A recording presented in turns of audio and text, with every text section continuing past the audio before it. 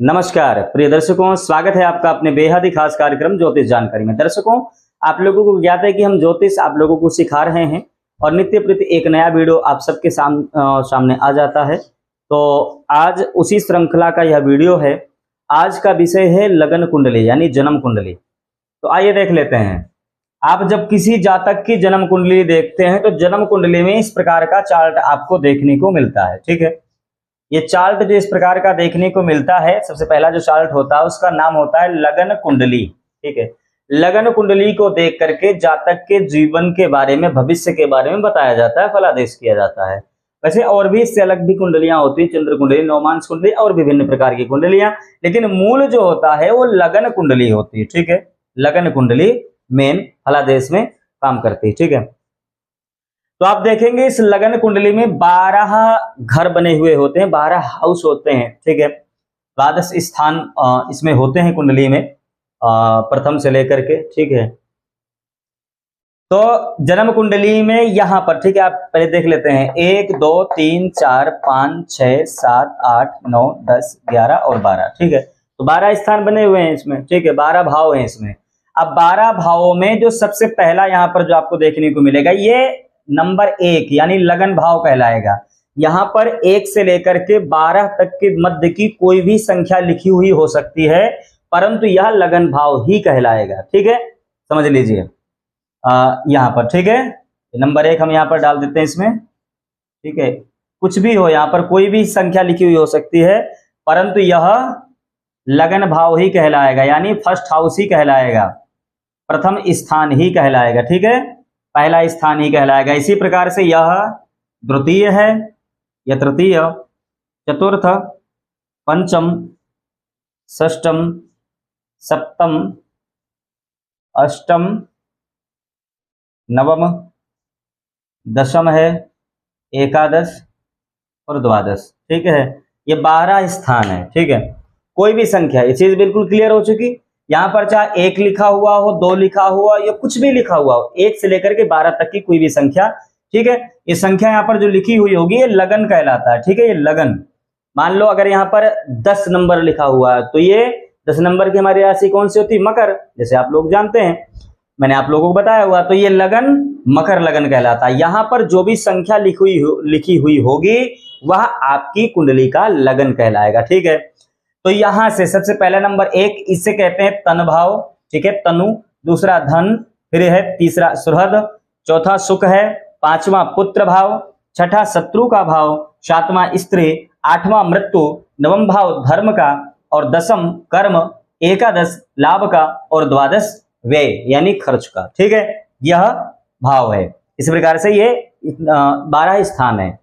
अब इनमें प्रथम से लेकर के द्वादश पर्यंत प्रत्येक स्थान से बहुत सारी जानकारियां हम लोग हासिल करते हैं। ठीक है, लेकिन आज मैं केवल एक जानकारी आपको बताऊंगा, उसके बाद मैं आपको वीडियो दे दूंगा कि प्रथम भाव से हम क्या क्या देख सकते हैं, द्वितीय भाव से हम क्या क्या देख सकते हैं। तो इसी प्रकार आप समझ लीजिए। तो ये क्या है? ये व्यक्ति स्वयं है।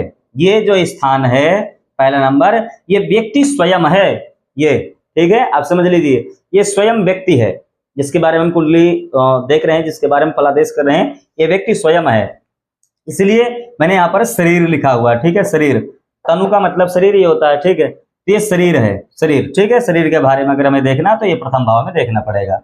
पैतृक संपत्ति अगर हमें देखनी तो द्वितीय भाव हमें देखना पड़ेगा। धन संबंधी अगर हमारा कोई प्रश्न है तो हमें द्वितीय भाव को देखना ही पड़ेगा। ऐसा नहीं कि कुल द्वितीय भाव से काम चल जाएगा, और भी है। ठीक है, लेकिन द्वितीय भाव यहाँ पर विशेष हो जाता है। हमें भाई बहन के बारे में या जीवन के सुख के बारे में अगर हमें जानना है, ठीक है, तो उसके लिए हमें तृतीय भाव को देखना होगा, तृतीय स्थान को देखना होगा। ठीक है, चतुर्थ भाव सुख का है। ठीक है, जीवन के सुख का भाव है, पराक्रम का भाव है, माता का स्थान है, भूमि भवन वाहन का स्थान है। ठीक है, तो ऐसी परिस्थिति में हम चतुर्थ स्थान पर दृष्टि डालेंगे, इसका फलादेश करेंगे।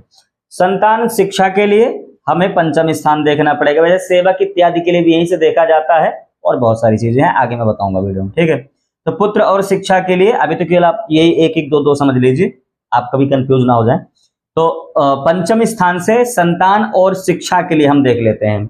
षष्ठम स्थान हमारा जो है ये कर्ज के लिए है, रोग के लिए है। ठीक है, रोग देखना हो, कर्ज देखना हो, तो उसके लिए हमें छठा स्थान देखना पड़ेगा, यहाँ से मामा का भी विचार किया जाता है। सप्तम स्थान विवाह के लिए, विवाह कब होगा, ठीक है, विवाह से संबंधित प्रश्न, साझेदारी का व्यवसाय, प्रेम संबंधी और मित्र संबंधी, ठीक है, स्त्री संबंधी, ठीक है, तो ये सातवां स्थान हमें देखना पड़ेगा।